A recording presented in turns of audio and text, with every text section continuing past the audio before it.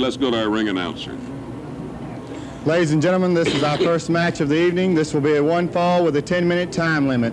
Introducing from parts unknown at 292 pounds, one half of the Southern Tag Team Champion, managed by Professor Boris Malenko, the Assassin. His opponent weighing in at 224 pounds from Amarillo, Texas, Jim Pride. So our announcers introduced the wrestlers, and Professor Boris Malenko showing off the belt up there of the Assassin, and Jim Pride getting their instructions right now for the referee, and I've got Bob Roop with me. Howdy, Bob. Well, Jim, thank you, and it's a pleasure to be back on the show again. I'm not scheduled to wrestle today, and I thought that... You can rest. Yes, I thought maybe I'd come by, and, you know, the Professor is a very smart man. That's why he's called a professor. I'm just curious if he hadn't outsmarted himself a little bit. He's alienated my friend and partner, Bob Orton Jr. I have a great deal of respect for both men. And, well, have they broken up now?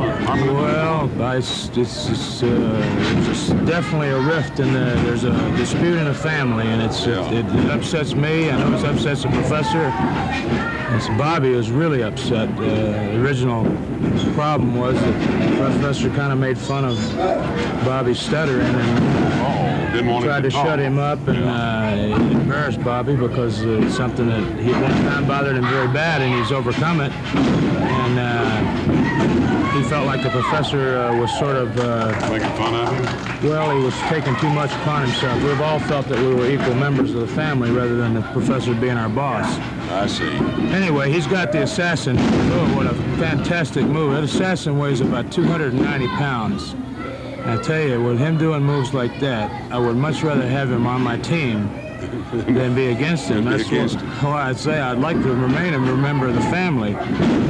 And well, the Assassin's a big man. Jim Pride is not near that size, and he's having a hard time, although Jim Pride can move pretty quick out there. Well, his forte in this sense is going to have to be speed, because as far as mass and I'm sure strength, he's not going to be able to match the Assassin. The Assassin is not just a big man either. He's a big man. He can move, and he can also think in the ring. He obviously is experienced. His reasons for masking his identity are his own. And he's not going to tell you that, is he? No, he's not. It's possible that he's a wrestler that's suspended under his own name somewhere, and is still trying to make a living and exercise his vocation, and that's one way to get around it.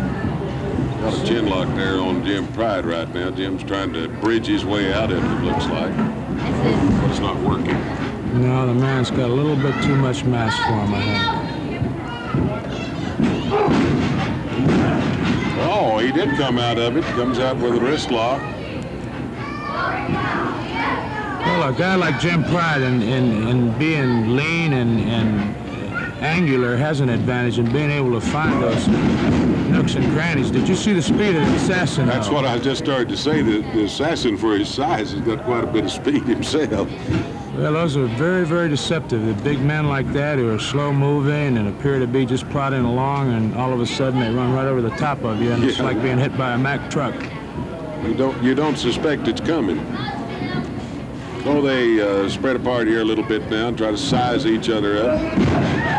Toe hold there by Jim Pride.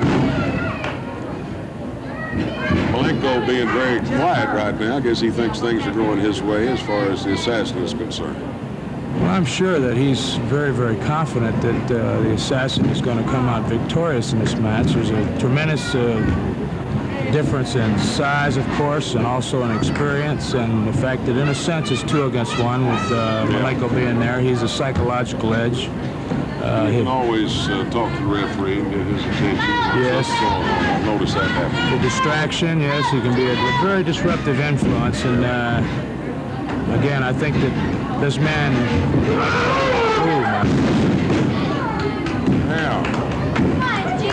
What can you say? Suplex? That's a suplex, and that is the kind of suplex that's called just pick him up any way you want to and throw him in there. You see that bear hug, and then came in on top of him. And that's it. I don't see how anybody could have withstood that, and he couldn't, of course. No. So the Assassin beats Jim Pride in our first match here on All-Star Championship Wrestling. And we kind of suspected that's what would happen, didn't we, Bob? Well, the man was definitely had an advantage, but you got to hand it to Jim Pride. He did his best.